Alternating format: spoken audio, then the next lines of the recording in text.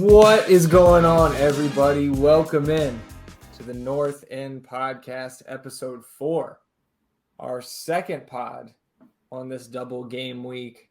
Bleary-eyed, exhausted, and to be honest, disappointed. And we'll get into all of that from the 2-1 loss to the Portland Timbers on Wednesday. But before we do, alongside me, as always, my co-host, Ian Michaud, Big E. How you feeling after last night? That one still hurts, man. Frustration, disappointment was a tough one. But they got us working overtime now on the pod, doing these 2 weeks. So we got to grind it out too. Yeah, 2 pods in a week. We'll see if we can recover for Sunday night's pod, right? They're coming fast and furious right now. That's right. In the schedule, but it's a lot of fun. And I think last night we can go ahead and dive in to the Portland recap. I think even though the result clearly was not anything close to what we wanted, I think looking back to episode 3 when we had Brian and Mike on, and shout out to those guys. I thought they did really well, had a lot of insight on the last pod. Brian dropping the, hey, by the way, I'm a ref. Yeah, certified official. Snap. And Mike played for 8 years, he said. That's right. Yeah. It's and we got to hang out with those guys last night in the weather delay. We'll talk about that. But what we did say, I think you posed the question earlier this week was, if we walked away from LAFC and Portland at home with 4 points, would we be satisfied with that? And I think all of us said yes. Unfortunately, Austin FC walking away from those games with 3 points. Again, dropping last night's match 2-1. And again, rain delayed, right? Yeah. Our first weather delay. To my knowledge, we've only had 2 games in the short history of our club that were affected at all by weather. But not delayed, right? The final game at home last year against SKC, who were a much better team at that point, I think finished 3rd in the West. And I think us defeating them may have knocked them down at the end of last season from a top 2 spot. But some rain, a cold, rainy night against SKC last year. And then we opened up this season a cold, rainy afternoon against FC Cincinnati. And both of those games obviously went really, really well. I believe it was 3-0 against SKC, maybe 3-1 to close out last year. I think 3-0. And then, of course, the 5-0 home opener this season. So last night, walking into the stadium, we were coming from South Austin, right, approaching Q2, and it was raining pretty hard in South Austin, but the storm seemed fairly sparse, and I knew it was dry at the stadium up to that point. And we parked, we walked over to Q2, and by the time we're approaching Q2, crossing over Breaker Lane, the skies are dark, pitch black almost, coming from the south. And as we walk down towards the gates, the zebra gate, you can see on the big screen that there's a weather delay, and who knows how long that's going to be. So once we got into the stadium, right, we went down to the seats. We saw a couple of our Section 123 buddies, Brian and Mike there. Mike, fresh hairdo, looking sharp last night. Our buddy Damon was there. Dave showed up. He's always bringing friends with him. Aaron, one of our seat neighbor, he showed up with a buddy. So that's right. We kind of got to catch up, whether it was in the seats or then once the skies opened up on the concourse there for about an hour and a half, just kind of shooting the shit with people, getting to know people a little bit better. I had fun with that. What did you take away from our, I think it was an hour and 51 minute rain delay? The beer tab went up. That's for sure. I don't know if we're still settling that, but that definitely went through the roof. I mean, it was good to be in the stadium on one hand, but I was definitely chomping at the bit to get that game going, get kicked off. I've seen some chatter about the weather affecting play, being something that impacted the players. They went through it too. they were there too. They had to break their routine. Any sort of routine break for an organization like that, it causes some sort of discontent amongst the players. You got to regroup, reorganize, get back into place. So I was really ready to watch the game. Late kick, late start, and like you said, it was dark out there. Yeah. Well, I think some of that anticipation, right, was caused by the lineup, which of course is released, about 45 minutes before the advertised kickoff time. We, of course, if you are if anybody who's gone to these games, right, knows that the advertised kickoff time is not the actual kickoff time. And so, same starting 11. I think now 5 matches in a row, maybe 6, but it's been over a month that we've seen this same 11 start every match for Austin FC. Liliana Rigoni in the team, of course, off the bench. But then we can get to Rigoni, of course, because he made his debut pretty early in the second half last night. But I wanted to ask you, Washington Carrozza, right, our boy Manchita, not in the 20. And not on the injury report. So we know he was questionable and then sat 2 games ago against Minnesota with a hip injury, but not showing up on the injury report and not in the team. So what were your thoughts when he wasn't available? I think I was just more so excited about Rigoni. That seemed like a pretty vague situation with Manchita. And I was just excited to see Rigoni. I don't know. Do you have any sort of knowledge on is he hurt? Has he not been playing well in practice? Is it lingering? Well, I mean, I know that I've seen some others comment, maybe some Pumas fans, right, his previous club, about his availability and maybe not having that great of an ability. The best ability is availability, right? I know that's cliche to say, but if you're, I guess we can cross over into more of our realm in the NBA. If he's going to be like an Anthony Davis type where, right, he gets a hangnail and he's out for a game or two, that's certainly not going to help our club, right? We know he's on this 6-month loan. It's just to the end of the year. Yep. And shout out to Brian again for from the last pod.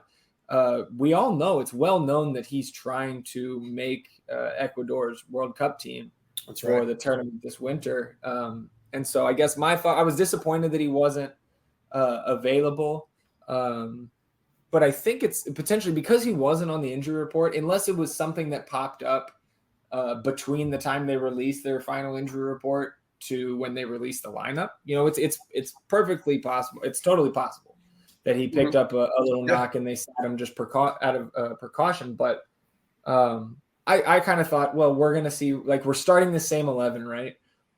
With this game coming up against Nashville on Saturday, I think that we're going to see maybe some heavy rotation in the team. And I think it's opening up, I think, the potential for a Carrozza start on Saturday. So I think we'll see. I think we'll get some information about that, certainly on the injury report. And then if we don't have Coach Wolf address it or again see him on that injury report, then I expect him to start, I think. But we'll get to that in a minute. The game obviously kicks off 9:51, so we knew it was going to be a late one during that delay. But the action comes fast and furious. Even though there's no goals, at least for the good guys to start the game. Plenty of scoring chances. Austin FC finished with 26 shots on the night and only 1 goal. So, like, I guess from a wider perspective, I felt 26? Like 26 shots. I walked away from that game, like, again, I said at the top, disappointed by the result, but I didn't really feel like the team played all that bad. No. We created chances. We missed some chances that we not only normally finish, but maybe like where we've gotten a lucky bounce or two throughout this season on some of those chances that aren't as clear, like, open net type or like just advantage chances that the bounces went Portland's way last night. And I think, again, trying to keep things in perspective, I thought it was a loss to a team that, we talked about it in the preview the other night. This team has 12 draws, Portland does, a couple goals here or there, and they could be in the top 3 or 4 in the West. And they're veterans. They're the runners-up from MLS Cup last year. Yeah, for sure. So 5th minute, we have John Gallagher across to Diego from the left side. And Diego kind of flicks it on to Finley, who drops his head and with a lot of velocity puts it right on net, but it's right to Ivicic. And I think it's a goal. I think Ivicic, I'll give him his props. That's an upgrade over Steve Clark, at least what Steve Clark has done in Q2, both with Portland and Houston, and with Houston as a whole this season. But again, I thought that was one of the moments, and we have a couple others coming up where a lot of times this season that goal has gone in, or that kind of attempt, that kind of chance has found the back of the net. And absolutely. And it didn't. It's the next minute, 6th minute, long diagonal from Diego in near our 18. Long diagonal pass. Ridiculous pass.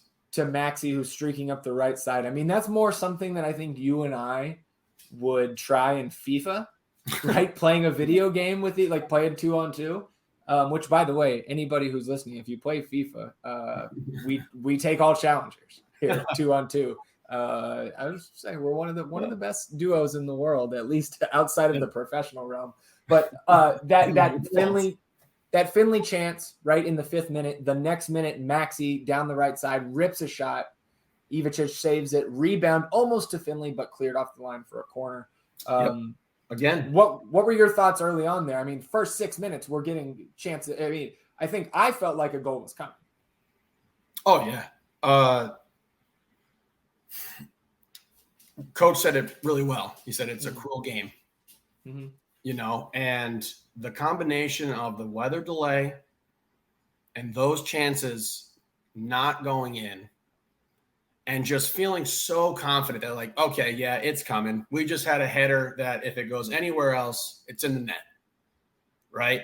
And then we get a great shot by Maxi. If that ball skips a little different on a wet surface, maybe it's a goal. If he deflects it, a few inches closer towards Finley, he puts it in the back of the net, and that's how the game went all night long. It was just chance after chance, and we just didn't catch a break, didn't catch a bounce. And that's why I said frustrated, just because it was a frustrating game. It was a frustrating night. I don't think we played particularly poor. And especially, coming off the biggest win in the history of the franchise, and to be able to rebound emotionally after that super high and know that, okay, we got to go back out there and do this. And we did, and we came out and we responded, and the ball just didn't go in the net. And that's the game, that we outplayed them. In most sports, if you dominate another team statistically, in the way that we dominated that game, 71% possession, you win. That's just how it goes. You win.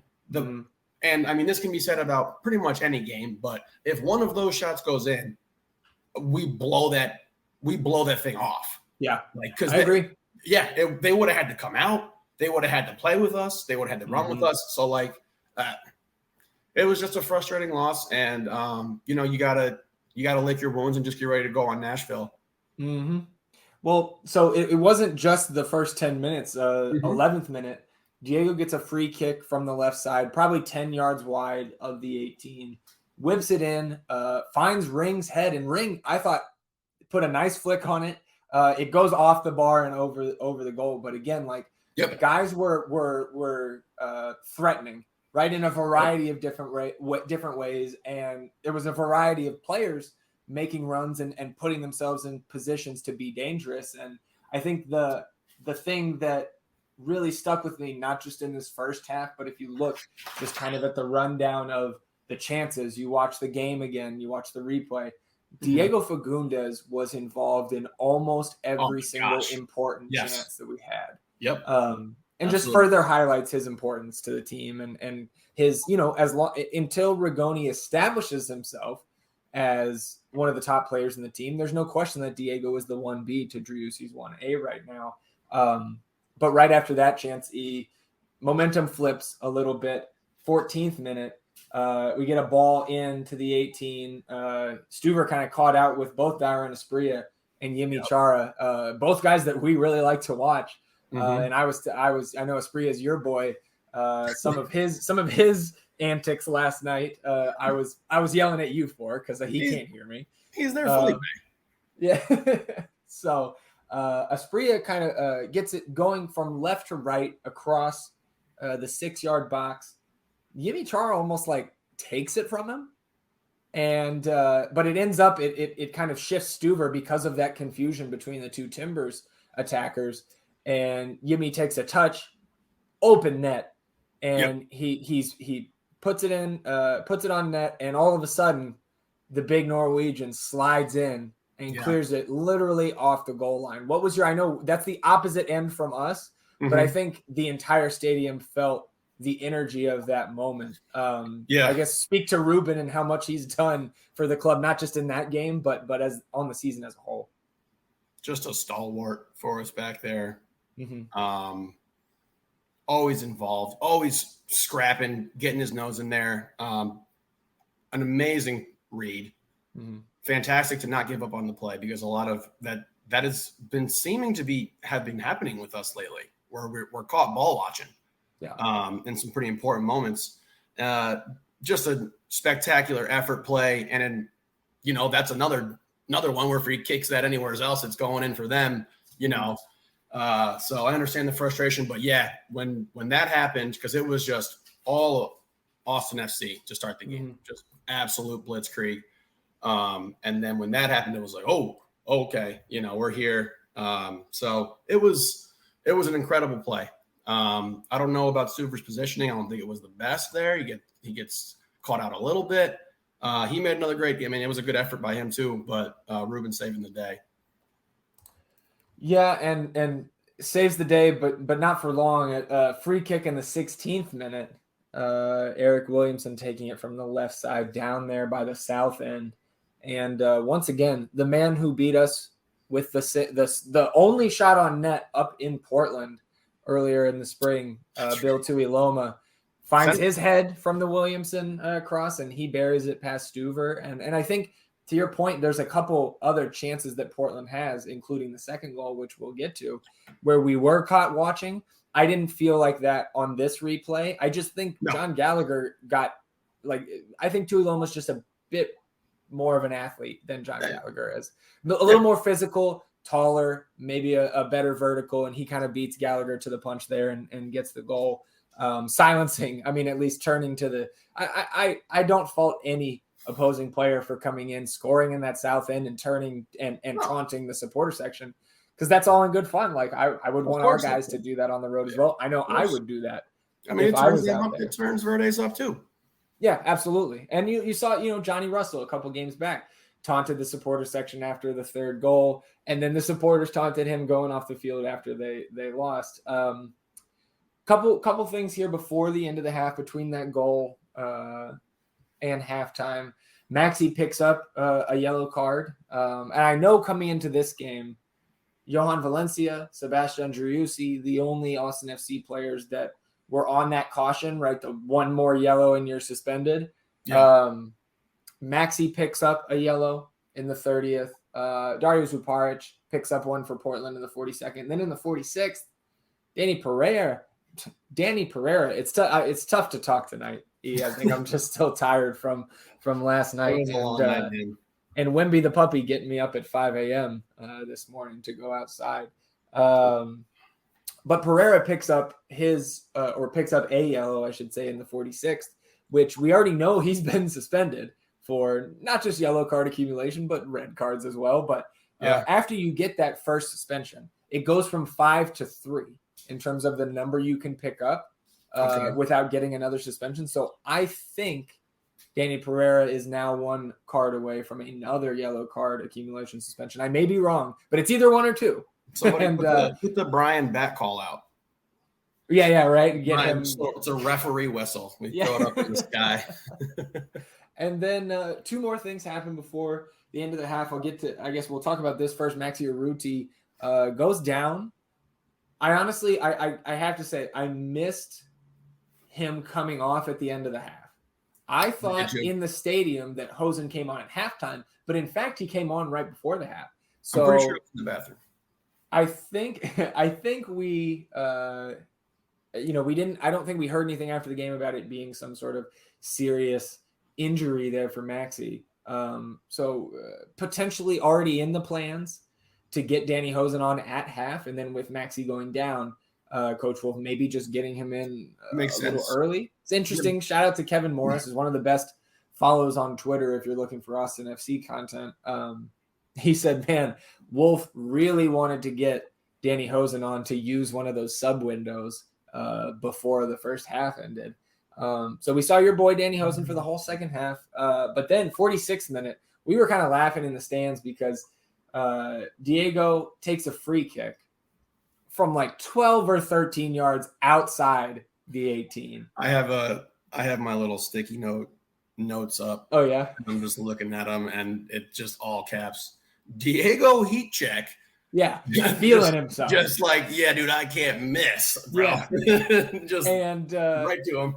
I think like we kind of said at the time, like while he was lining it up, he was the only one over this ball. And I think for good reason, because he was too far out to rip that. And he delivered a really nice cross. I agree. So I think we were kind of joking at the like, is he gonna shoot this? He's gonna shoot this, isn't he? And then he did. Right to Ivičić. But hey, I'm not complaining. I think both of us could tell with our feeble soccer brains that was maybe not the best choice there. But I'll give him the benefit of the doubt. The only player in club history to score a free kick goal, and two of them for good measure so far. So coming out of the half, obviously Hosen is in there. 57th minute, so a little bit of a slower start to the half, but the first big chance, I think, comes in the 57th minute. Another Diego corner, which I believe 15 corner kicks last night. 15 corner kicks to 4 in favor of Austin FC last night. So another Diego corner. It gets flicked on by Finley. If you go back and watch this, the set pieces have been a joy to watch. Again, as a former college basketball coach, we run a lot of plays in basketball. So to be able to watch and dissect these set pieces that the coaching staff draws up, I think has been one of the more enjoyable parts of rewatching these games this year. You see Finley kind of curl around from outside the 6 near the end line, and then comes down the end line, flicks the header on. Beautiful. And Hosen gets a touch in front of the net, but kind of pops it up, right? Again, with my notes I have here, I just said, Danny, bad touch. It didn't look like a good effort. It was definitely an awkward level. It was like, it seemed like it was coming right towards like his chest, like midsection kind of area. And I don't know how he could have made, a nice play on that ball, especially because it's coming off of a deflection. So you anticipate the trajectory has changed a bit, could throw him off there. And you can tell after he looks pretty frustrated that he didn't get a better strike on that. He was pretty non-existent. And he got those minutes as we anticipated with Maxey going 90 versus LA. And he didn't do much with it. Yeah. And no Gite in the squad either. I don't know. No Gite. Correct. So then after that touch, still the same play, balls in the air, Driussi, maybe the highest I've seen him jump. He was like Jordan. Wins the ball in the air. Yeah. And puts it on net. I think hits it off the crossbar. One of, I think, 3 hits of the crossbar for Austin FC last night. So just another great chance, right? Like, these are the chances that have fallen for us all season. And I think it's okay if one game, right, they just don't go. Yes, that's the game. It happens. Going the other way, coming our way to the north end, 73rd minute, Eric Williamson again, who just had, I thought, a great game. There was not a lot of Timbers last night that I thought didn't have a good. I would say maybe Dairon Asprilla didn't have a great game compared to his teammates there. And I guess I don't want to get ahead of myself here. I'm burying the lead. 62nd minute.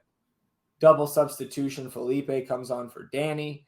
And then the debut of Rigoni coming on for Ethan Finley.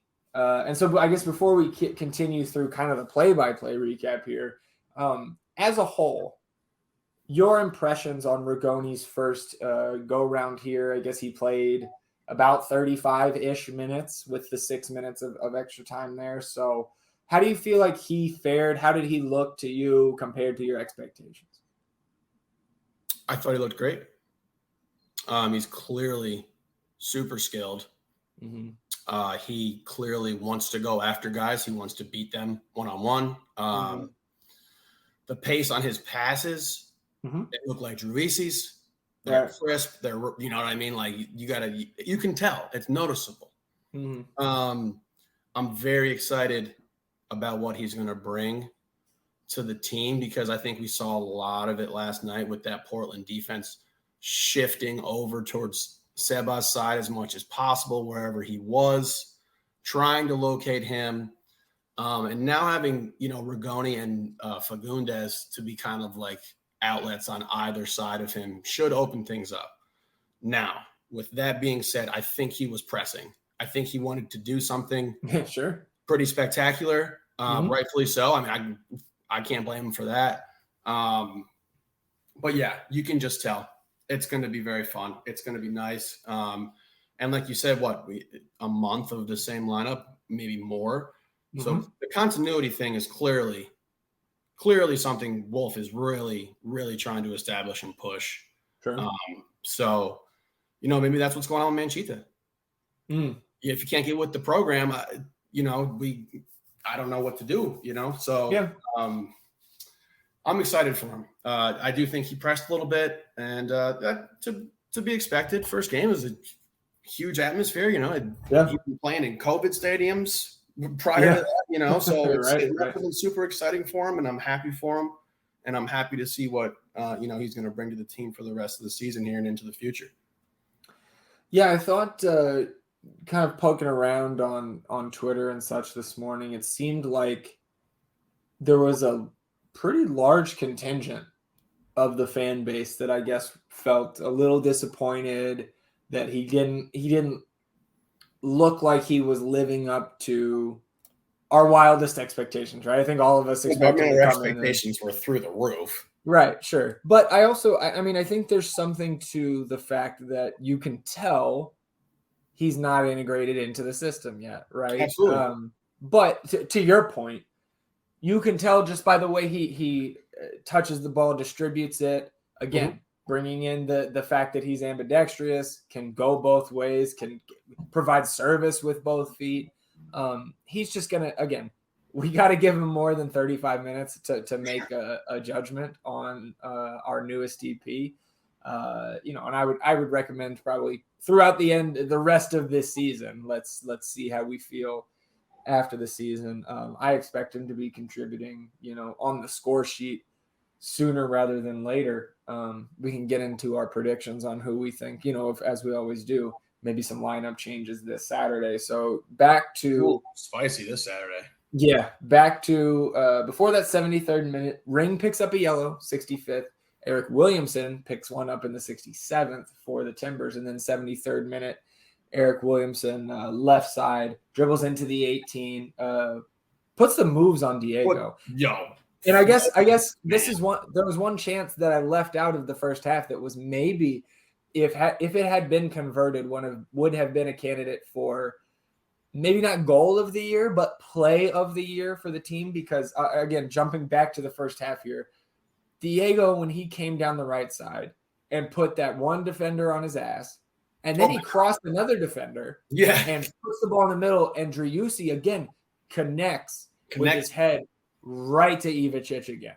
Yep. And that's just not, again, that's not a chance we see Sebastian Driussi miss all that often. Or I wouldn't even say he missed it, but like not put it in the back, put it past the keeper.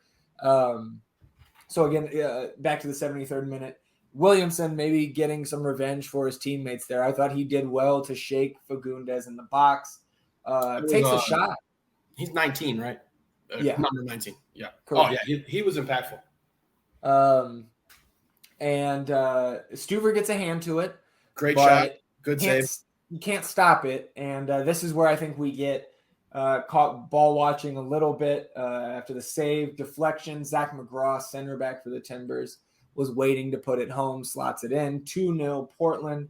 And I think what made me most concerned about that was not that McGraw finished it, but that there was 2 other Timbers right there that could have done the same thing. Absolutely. And it was kind of Ruben as the only one back there, and there was nothing he could do.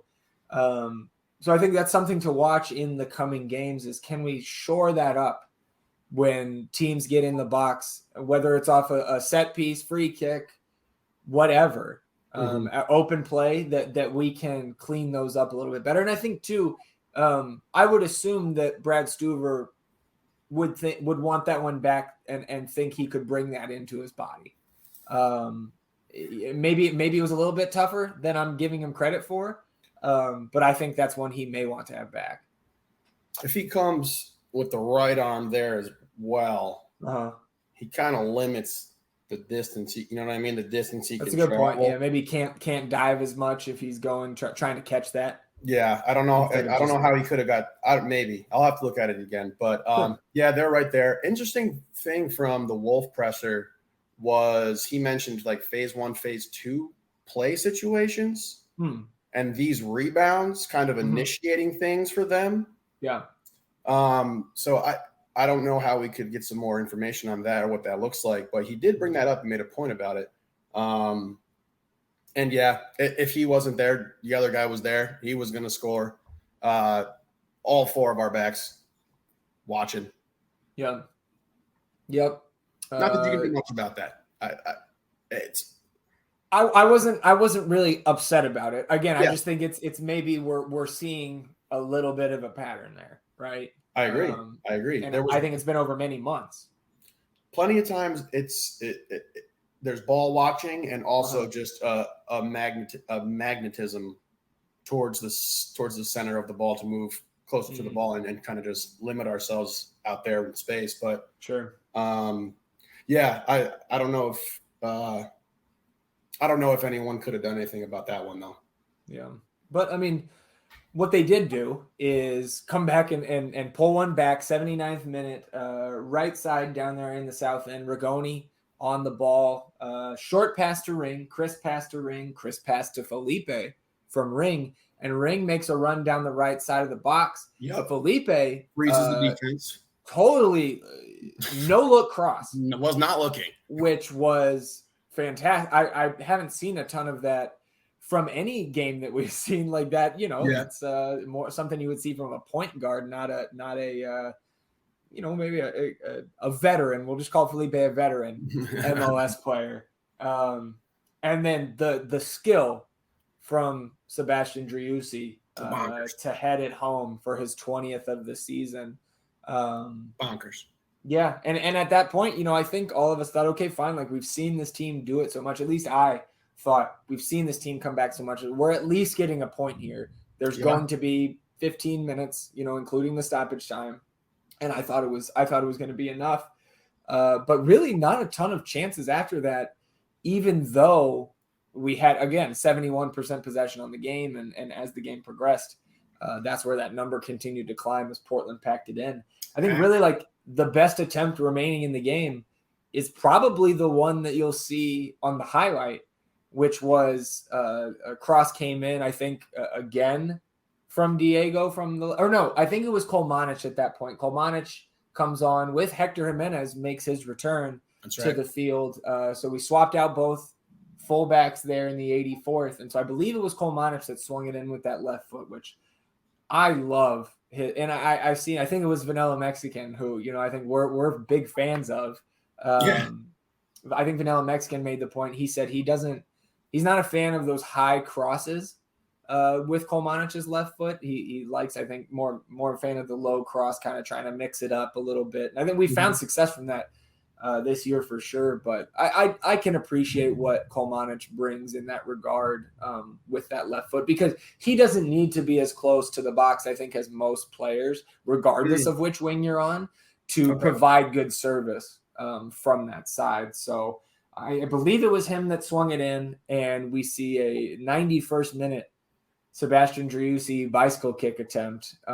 Similar to Caruso, it's not put on net, right? That Caruso won against Red Bulls, but it's right to Felipe, who puts it over the bar. And I think that was kind of, even though we had 4 minutes remaining, I think that was kind of deflationary to the stadium. Like, well, that was it. Yeah, are we gonna get a better chance than that? And it turned out we didn't. So what were your thoughts kind of there in extra time closing out the game? Again, like we've been preaching, it's nice to be the cardiac kids. It's nice to come back and win games and be down and do that. Mm-hmm. But when you run into something like this, you play a veteran team, you play a team who's experienced, who's really clawing and really digging to get into the playoffs right now. Mm-hmm. And a couple balls don't go your way, and a couple balls go the other team's way. It's a fine line. And that shot by Felipe, that's not his game. Right. He sails it. It's not great, but too little, too late. Yeah. We had a lot to make up for in regard to the bad bounces, bad breaks. Seba took it up another notch. Mm-hmm. That one header where he comes screaming in mm-hmm. and puts it off the top bar was just like, damn, he just is putting himself in harm's way at this point. You can get punched in the head by the keeper. Mm-hmm. Too little, too late. Couple bad breaks, and I think everyone's ready to move on from it. Yeah, like you absolutely. Said, it was a frustrating game. Should have won, outplayed them, outclassed them. And that's just the way it goes sometimes. So I'm more interested than talking about this game as I am to see their response on Saturday. Sure. That is what will define this game for me. Is our response on Saturday and what it means, and how we come out, how we position ourselves. If we want to be a playoff team, who makes a deep run, you got to be able to bounce back for some dog shit that happens to you. Mm-hmm.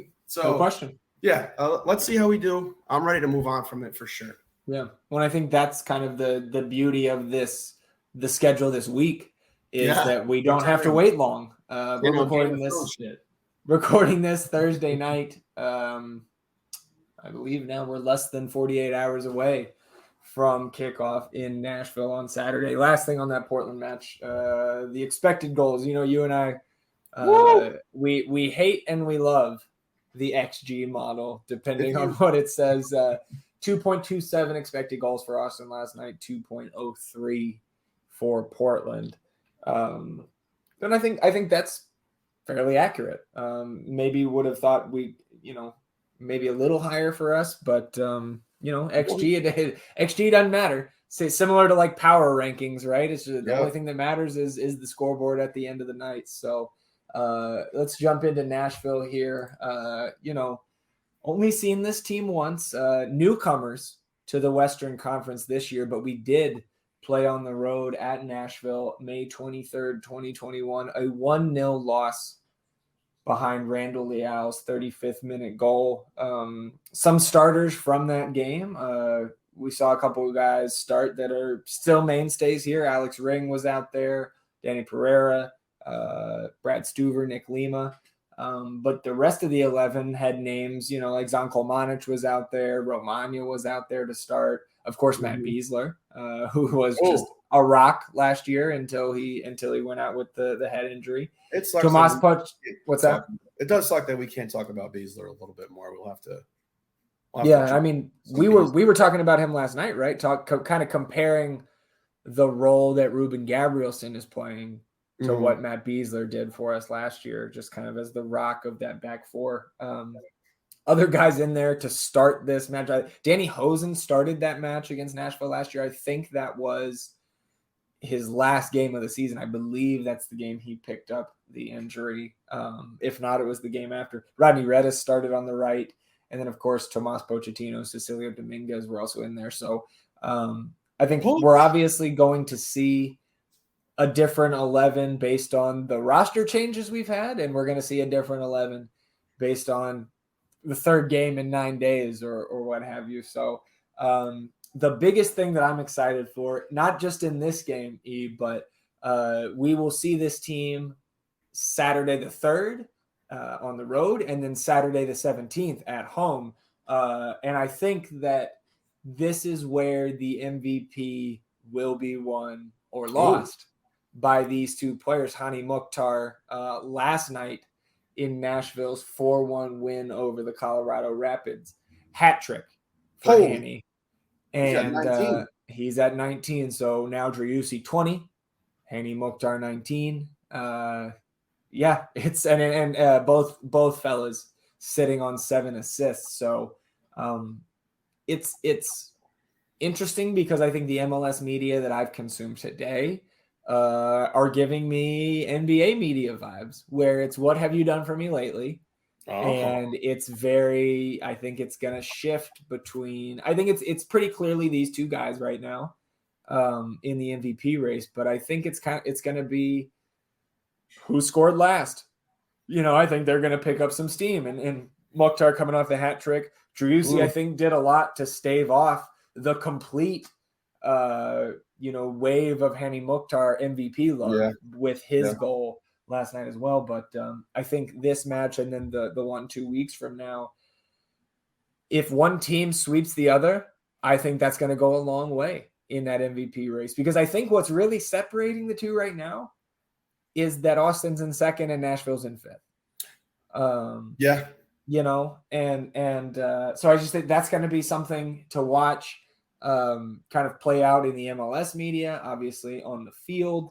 And just to illustrate not the divide, but like the gap between Hani Mukhtar and anybody else on that Nashville roster in terms of their offensive firepower. Their second leading scorer, CJ Sapong, has 5 goals. So it's the Hani Mukhtar show there in Nashville, but it's certainly not only him in terms of the big names, the impact players that we will see. We're going to see Walker Zimmerman at center back, most likely going to be starting for the Red, White, and Blue at the World Cup. They recently signed Shaq Moore, who I think is kind of on the roster bubble for the World Cup there at the right back position, but them picking up Shaq in the summer transfer window, I think has really helped them. Obviously, Randall Leal still, he'd been playing very well for them. He had an assist last night against Colorado, and of course, the only goal in our meeting last season. But so I think, to kind of wrap up on Nashville before we talk about Austin and our predictions for this game, in form is Nashville SC coming into this. Again, the 4-1 win last night against Colorado, 3-0 victory on the road at Vancouver. And Vancouver, I think a little bit of fool's gold in terms of their total points. You look at their goal differential, it's not great for a team that is in 9th and only 5 points out of the playoffs right now. They have a -17 goal differential. So, but still, a 3-0 win on the road against anybody in this league is a very solid victory.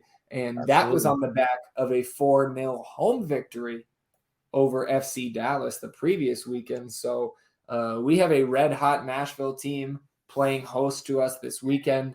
With that in mind, as we always do, lineup changes, lineup predictions that you would like to see, that you think Coach Wolf will put into play. What are you looking at this Saturday? I mean, I want to see Seba, Rigoni, Johan on the field at the same time. I need to see it. We need to see what we have when we're firing on all cylinders. What it's going to look like. So you're including Johan Valencia in the Austin FC firing on all cylinders. I mean, that's what we signed him for, Yeah, I don't disagree. I'm just clarifying. I think he might be more of a situational firing on all cylinders, a more defensive presence for us, a little more control. in terms of lineup changes, I think this is where Wolf will make some changes, some pretty impactful ones. Do you think Maxey starts? No. I don't think he starts either. I don't know if he plays. Yeah, it's a good point. Maybe he's available off the bench. Not to jump in, not to take over your predictions here, No but worries. not seeing GT in the team last night. No injuries to speak of. I think maybe we roll with Hosen and GT up front. Yeah. But we'll see. I wouldn't, obviously, if it's all going to come down to their performance staff, right? I think that's I think they've proven that they've done a good job in terms of determining on these short weeks, or I should say these double game weeks, are these guys fit to play? And I think, they have a lot of metrics. You see those guys wearing, whether it's the sports bra looking tracking thing or the dog collar looking thing that some guys wear. These staffs have a lot of information to make those decisions. And I think you saw it last night where I think Coach Wolf has time and time again said, we're going to worry about this game that's in front of us, and whatever comes down the road, we'll worry about it when we cross that bridge. Right. Sure. And so I think if in a perfect world, he would roll out the same 11. But I don't, it's not a perfect world, certainly after this week of, just jam packed with games and now travel to Nashville. I do think we see what's that? I think Lima's got to get a break. Yeah. I mean, I think if Hector is ready to go 60, 70 minutes, throw him out there, because Lima has been, whether, if you think he's had ups and downs, that's fair, but that guy has been putting in shifts every single game, and Johnny G too. Both of them play exceptionally hard. Both of them know their roles to the best of their ability. They provide what they provide. Is it going to be ups and downs? Yes. Yeah. Of course. But he's punching the clock, bro. So I think we got to get both of those guys a break. And one of the interesting things that I saw on the Austin FC subreddit was a lot of conversations about, that we went and we got Rigoni, and we didn't really fill these, this back line need that we have from a depth purpose. And even a talent purpose. But it's going to be interesting. We got to get those guys some rest. Johnny, I did not think he did not play well in versus Portland. It was not. I don't know if he met some idiots after a game or something. They rubbed off on him, or I don't know. Not just he didn't only get beat for that first goal against Portland, but there was a couple other chances, like we said, where he was a little out of position, and I think Stuver bailed him out, or Ruben, etc. So those two guys that I will definitely be looking. I think Hector gets to start. You think Kolmanic starts over Gallagher? Or you think that's more of a maybe a halftime or a 60th minute type deal? I feel like it's really hard to figure out how Coach feels about Zani right now. Yeah, I don't know if he trusts him.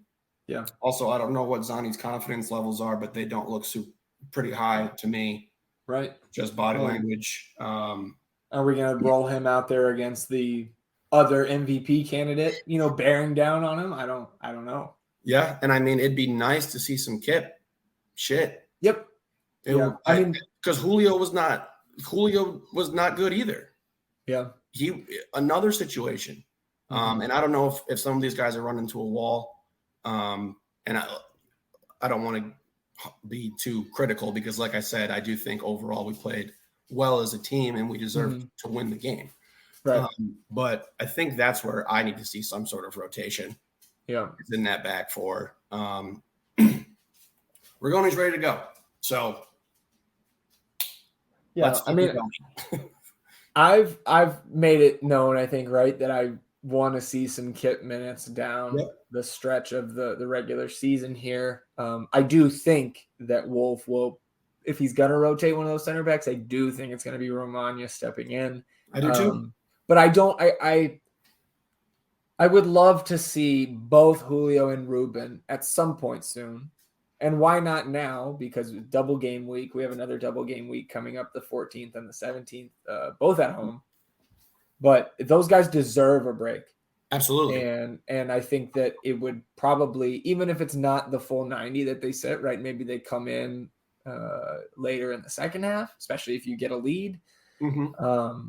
But I think it would be well-deserved for at least one of them to rotate out here, if not this Saturday in one of these September games. That just to, management. Yeah. I mean, and we do have an international break coming up at the end of September. So maybe they're just trying to make it to that. I don't know, but we'll find out on Saturday. I guess I should say, I think you start Rigoni in this game. I think you start Rigoni as well. And I think you let it ride. And you're not going to have a ton of time running full speed, 11 on 11, or full speed in any drill, really, in terms of, your contact and game speed type of stuff in practice at this point of the season. And so what better way when you have a little bit of a cushion? We'll talk about some of the other results in the MLS last night here in a second. When you have this little bit of a cushion for the second seed, I understand that you want to continue to pile up the points, solidify that standing. But we all know it's no secret. We need Rigoni to be, to steal from you, firing on all cylinders by the time October rolls around. So why not throw him into the fire even more so than Wolf did last night? Yeah, he's got to get more in-game speed plays. One of Rigoni or Manchita I want to see on those wings starting. And giving some of those other guys, Diego, man. Shit, yeah. Give him a breather. And I know he doesn't want to. But he leads the league in assists, right? I think he's third. Lucho Acosta, I think, is in first for assists, but I may be mistaken. No, he's first. Is he really? We got most goals, most assists. League leaders. Is that on that you're looking at the MLS website? FB Ref. Oh, I love a good football reference. I didn't know. I knew basketball ref quite well. I typed soccer ref, and Brian popped up. So then I put football reference in, and it popped up. But yeah, Diego Fagundes.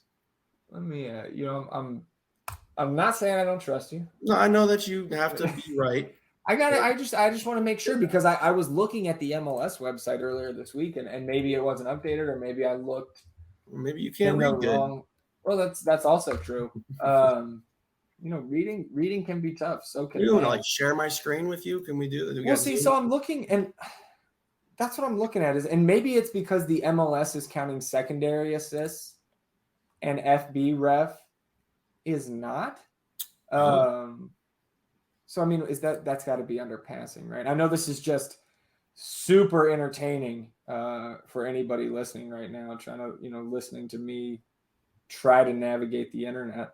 I'll take a look at it after, but I'm staring at the MLS stats page here with Lucho Acosta at 15, Carlos Gil, Kai Wagner at 13, and Fagundes at 12. So I think it might be that secondary assist stat that may be causing the disconnect between the two sites. But regardless, I think the point is Diego has been fantastic. Yes. And I would imagine that if we got a peek into those advanced stats, right, I think the metrics on how much he has worked, maybe how much ground he's covered, I would not be shocked to see him be first in those categories for us in FC, and maybe by a wide margin.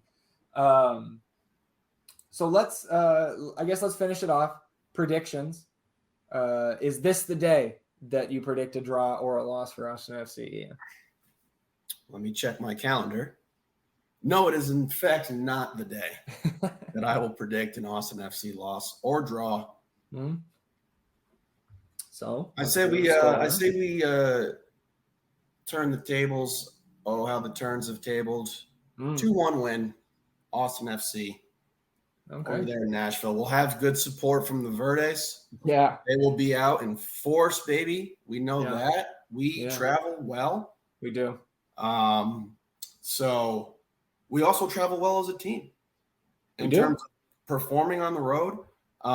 Like I said, my assessment of this Portland game is still up in the air. I will I'll have more closure and clarity after I see the performance against Nashville. The full performance of the 3-game week, or 3 games in 9 days, what have you. Yes. And now, are they coming off a similar, treacherous scheduling in terms of, not back-to-backs, but are they playing 2 and 3? Are they playing 3 and 9? They are also, I believe they played this past Saturday. So they went Saturday, Wednesday, Saturday, as opposed to our Friday, Wednesday, Saturday. So this is a stretch in the league where they are getting these games in before the international break. Okay, so anticipate this going forward. There's a couple teams that weren't on the schedule last night, but they've made those games up either in the future or in the past or upcoming, where they'll everybody gets kind of those double game weeks. I think are pretty evened out over the course of the season. I think I'm going to join you in an Austin FC victory here. Always a good idea. I'm also going to go 2-1. I think it's going to be tough to keep Nashville. I do think Mukhtar scores. Okay, so and I think Driussi answers. I think they both score in this game. Oh, beautiful. Because Nashville historically, from what I can tell, has been in their existence a very strong home side. But that hasn't been the case this year. 14 of their 17 home matches they've already played. And they have 20 points from those 14 matches, 5 wins, 5 draws, and 4 losses. They are +7 goal differential at home. But 20 points at home is the same number as the San Jose Earthquakes at home this year. Sporting Kansas City at home this year. That's 1 point more than Houston has at home this year in the same amount of games. So they have not been at Geodis Park new this season. Beautiful stadium by the looks of it. And we'll, I guess we could say, our unofficial road correspondents this week, Brian and Mike, making the trek. That's right. Out there. So they can give us the Geodis Park report. Geodis. From out there in Nashville. So both of us going 2-1 wins, and 3 points would go a long way to keeping up with the wisp of a chance that we still have in the Supporter Shield to close it out. Let's take a look at the Supporter Shield race and the results that affected that last night. First of all, Philadelphia Union continues to just run roughshod over the MLS, and particularly that Eastern Conference, where I think there's no doubt, if you're paying attention to the MLS, you know that the West is way more stacked, and I think you could say talented, than the Eastern Conference top to bottom. Philly, 4-1 win against Atlanta, 57 points. We do have a game in hand, and then they're 29 games in. We're 28.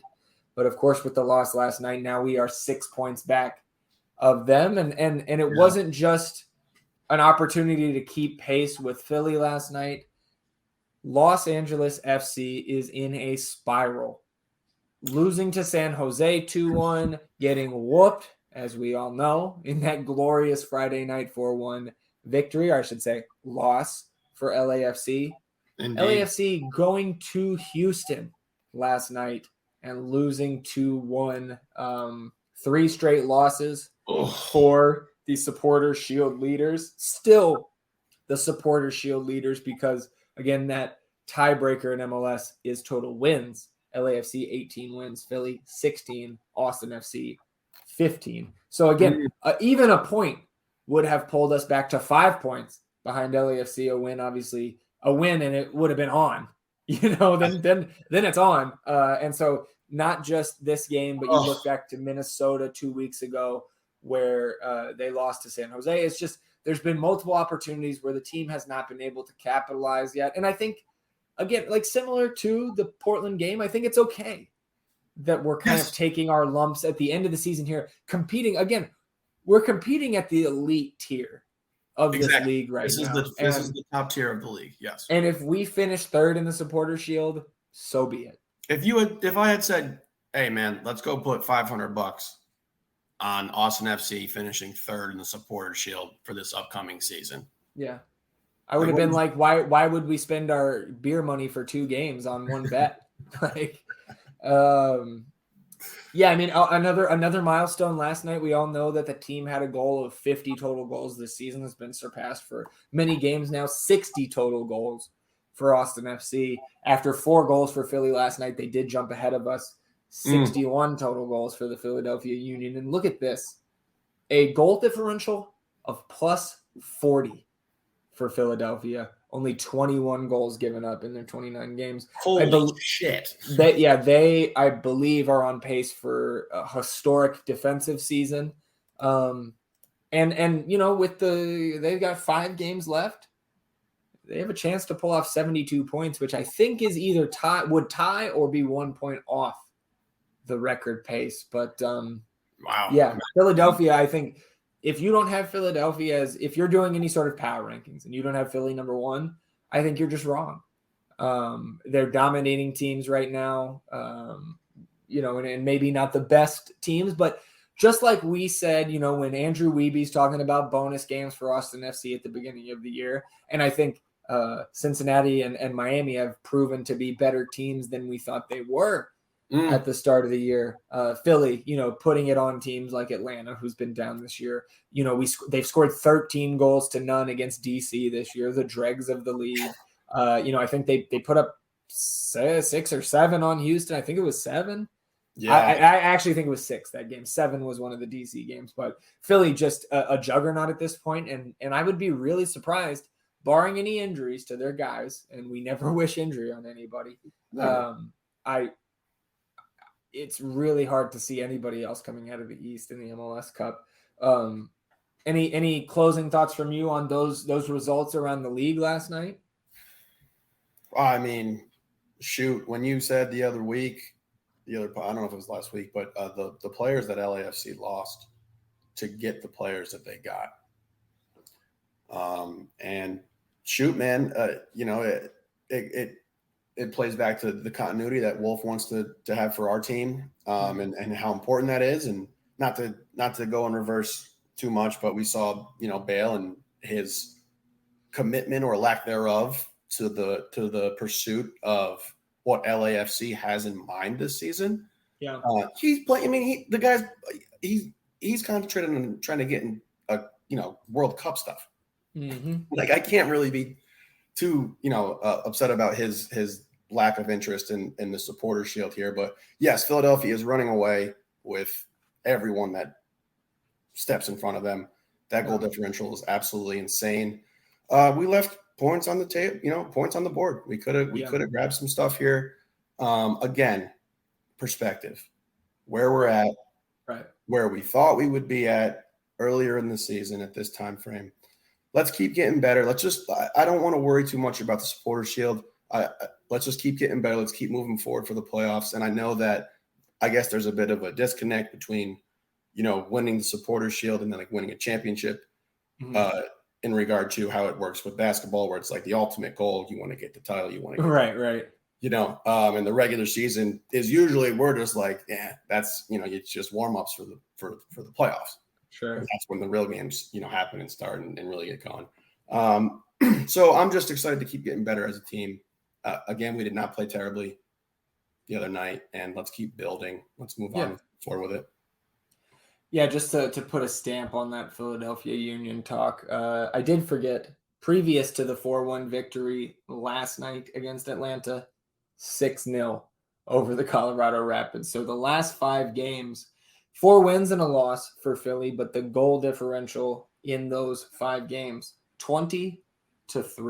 Holy smokes. Yeah, who is going to stop Philly? It doesn't seem like anybody anytime soon. But with that, everybody, if you have stuck with us this long, as always, we really appreciate you and your degenerate nature for Austin FC content. We know that you have many choices in this space, and so we appreciate that you spent a little time with us this week. We'll be back Sunday night, recapping the Nashville win, previewing our trip up to Seattle, and we'll see. Maybe a guest on Sunday night. We'll have to take a look there, and we'll keep it a surprise. I got a couple friends from Seattle.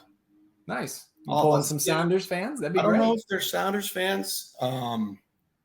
They may be. I don't know. They're fishing people, sure. Nature, mountain folk. Sure. But I'll talk to a few of them.